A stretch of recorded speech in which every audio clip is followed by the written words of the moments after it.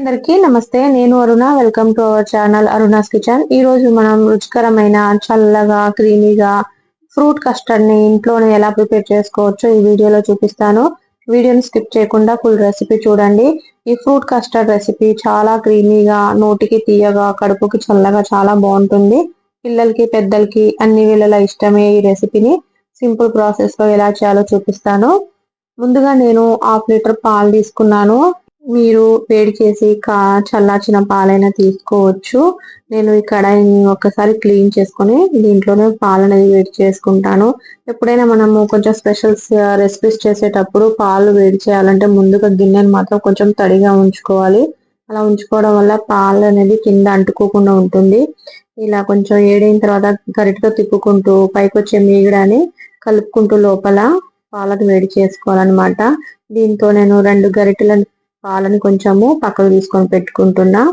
ఈ పాల పైన వచ్చే మీగడని కూడా కలుపుకుంటూ పాలని వేడి చేసుకోవడం వల్ల మనకి చాలా క్రీమీగా వచ్చి చాలా టేస్టీగా ఉంటుంది ఫ్రూట్ కస్టర్డ్ అనేది. నేను ఫ్రూట్ కస్టర్డ్ పౌడర్ తీసుకుంటున్నాను. ఇది వెనిలా ఫ్లేవర్. ఈ ఫ్లేవరే తీసుకోవాలన్నమాట. ఈ ఫ్లేవర్ చాలా బాగుంటుంది టేస్ట్. నేను 1/2 లీటర్ పాలతో చేస్తున్నా. దానికి 2 స్పూన్ల క్వాంటిటీ అయితే సరిపోతుంది. నేను ఇందాక 2 గరిటెలు పాలు తీసుకున్నా కదా, ఆ పాలు ఈ పౌడర్ లో కలుపుకొని లంప్స్ లేకుండా లిక్విడ్ లాగా మంచిగా కలుపుకోవాలన్నమాట. 1-2 మినిట్స్ స్పూన్ తో కలుపుతూ ఉంటే ఇలా లిక్విడ్ లాగా ఫామ్ అయిపోతుంది. లంప్స్ అనేది ఉండకూడదు.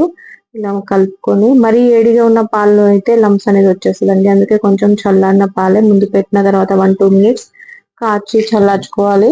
ఆ పాలలో మనం కస్టర్డ్ పౌడర్ కలుపుకోవాలన్నమాట. నేను ఈ పాలు అనేది కొంచెము మంచిగా వేడైనాయి కదా, దీంట్లో షుగర్ 4 స్పూన్స్ తీసుకున్నా. నేను 4 స్పూన్ కి నేను 3 స్పూన్స్ తీసుకున్నాను.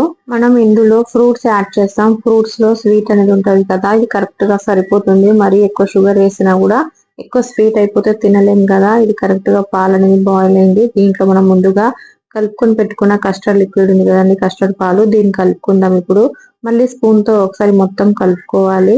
కిందమైనా లంప్స్ లాగా ఉండిపోతే కూడా మిక్స్ అయిపోతాయి. కస్టర్డ్ పాలని మనం మరిగిస్తున్న పాలలో వేసుకొని లో ఫ్లేమ్ లో చేసుకొని పాలని మొత్తం స్లోగా కలుపుకోవాలన్నమాట. ఎక్కువసేపు మరిగించవలసిన అవసరం ఏం లేదు. 1-2 మినిట్స్ పాలను కలుపుకుంటూ మరిగించుకుంటే సరిపోతుంది. ఇప్పుడు స్టవ్ బంద్ చేసేసి దీన్ని పక్కన చల్లార్చుకొనిద్దాం కంప్లీట్లీ. చూసారు కదా, వీడియోలో చూపిస్తున్న విధంగా కన్సిస్టెన్సీ వచ్చేస్తే మనది కస్టర్డ్ పాలు అనేది రెడీ అయిపోతుంది. ఇప్పుడు స్టవ్ బంద్ చేసేసి పక్కన పెట్టుకుందాము. ఇది కంప్లీట్ గా చల్లారనివ్వాలన్నమాట. కంప్లీట్ చల్లారిన తర్వాతనే మనం నెక్స్ట్ ప్రాసెస్ అని చేయాలి. వేడిగా ఉన్నప్పుడు మనము ఏం చేయకూడదు. కంప్లీట్ గా చల్లారింది. చూస్తున్నారు కదా, మనకి తెలుస్తుంది పైన లేయర్ లాగా వచ్చేసింది. నేను ముందుగా దీన్ని మిక్సీ జార్ లో యాడ్ చేసుకొని ఒకసారి గ్రైండ్ చేసుకుంటున్నా. దీన్ని ఇలా గ్రైండ్ చేసుకోవడం వల్ల చాలా క్రీమీగా ఉంటుంది. చూస్తున్నారు కదా, వీడియోలో చూపిస్తున్న విధంగా ఇలా చేసుకుంటే మనకి కస్టర్డ్ రెసిపీ పర్ఫెక్ట్ గా వస్తుంది అన్నమాట. లంప్స్ లేకుండా, గడ్డల్లాగా ఉండకుండా చాలా క్రీమీగా రుచిగా ఉంటుంది. దీన్ని మనము ఫ్రిడ్జ్ లో పెట్టేద్దాము ఒక 1/2 అవర్. ఇది చల్లారిన తర్వాత 1/2 అవర్ తర్వాత చూస్తే ఇలా ఉంది. మళ్ళీ ఒకసారి మొత్తం మిక్స్ చేసుకొని ఇందులో ఇప్పుడు మనము ఫ్రూట్స్ యాడ్ చేసుకోవాలి, మనకు నచ్చిన ఫ్రూట్స్.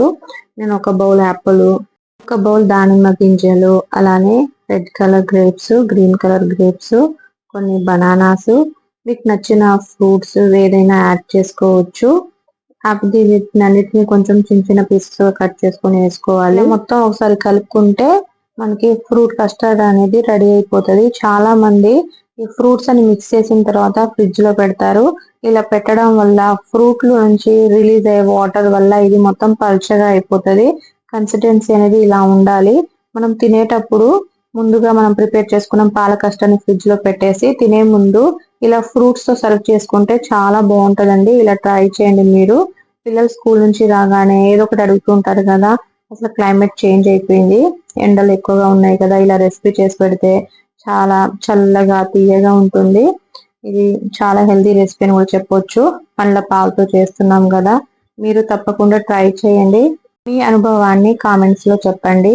ప్లీజ్ నా ఛానల్ ని సబ్స్క్రైబ్ చేసుకోండి. ఈ రెసిపీ నచ్చితే లైక్ చేసి షేర్ చేయండి. పక్కనే ఉన్న బెల్ ఐకాన్ కూడా క్లిక్ చేసుకుంటే నెక్స్ట్ వచ్చిన రెసిపీస్ మీకు ఈజీగా తెలుస్తుంది.